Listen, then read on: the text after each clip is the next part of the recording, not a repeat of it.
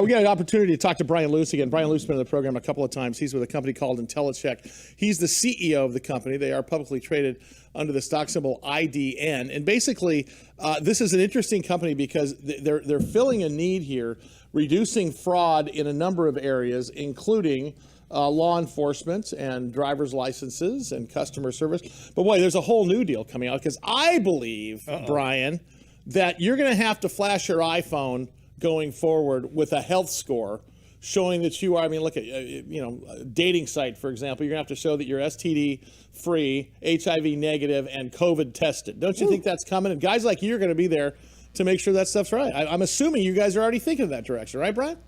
Yeah, absolutely, because you're going to have to prove that it's actually you when they register you for whatever these apps are that are going to, prove that you've had it, you're cleared, and anything like that. Mm-hmm. The whole point again is, are you who you say you are? And people will find a way to get around that if they don't use technologies like ours. No, I agree. Talk about your technologies for the people that haven't seen you for a while, because it really is remarkable. Our personal data is out there. It's been stolen. It's available for sale cheap. You guys are helping out with that effort, aren't you?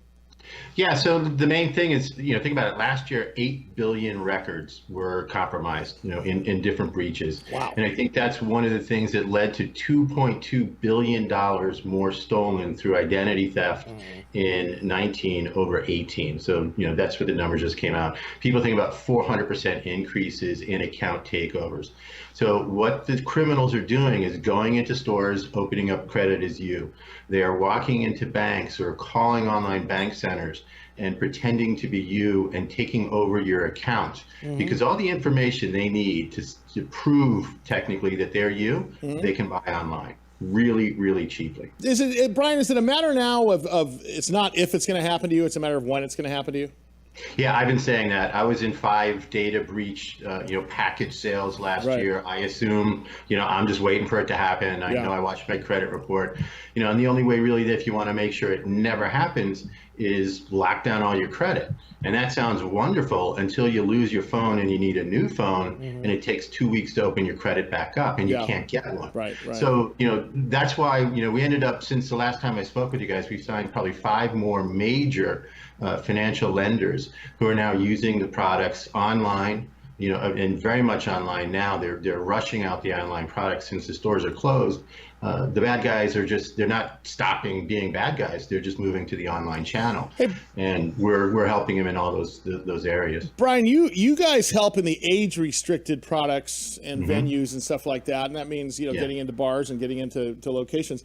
What about, health restricted is going to happen? I mean, I believe this will change us like 9/11 changed us the way we travel, right? I mean, now I don't think it will be mandated. I don't think there's going to be a government mark that says, if you don't score a 90 on your health score, you can't go to a restaurant. But I do think socially there'll be some social sort of, if not shaming, there'll be social expectations that people restrict their activity based upon their health status.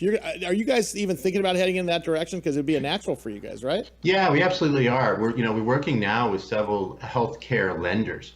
And they very much care to make sure that you are the right person and you're not pretending to be somebody else because you stole their insurance credentials. Right.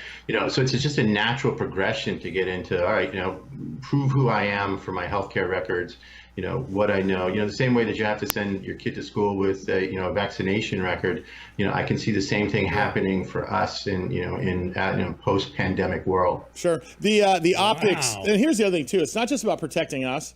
It's about, I don't want to do business with somebody who's not out there actively protecting me anyway. I mean, the optics are going to be there, just like with businesses that don't appear like they're protecting us. The optics of that is bad. The same thing's going to happen in the health world, I'm assuming. Yeah, and think about it. The retailers want to protect their people as well.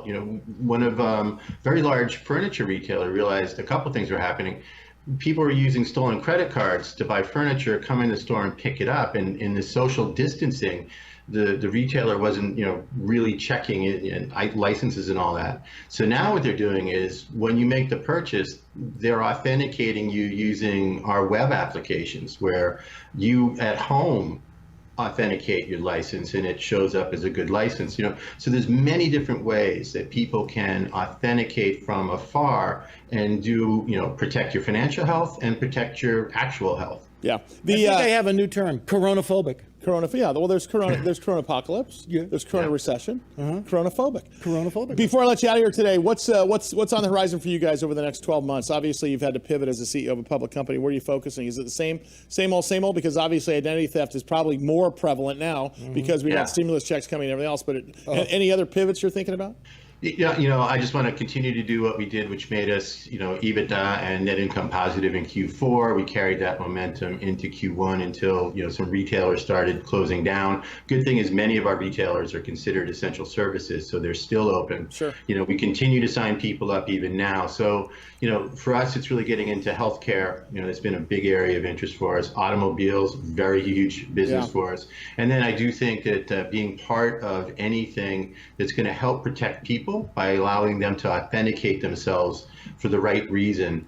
If they want to self-authenticate, we can certainly help with that. Okay, great. Bryan, thank you so much. Appreciate you joining us again. Can't wait to have you back. Smart guy. Intellicheck when you need to know now. And you watch how they're going to pivot in their own business model.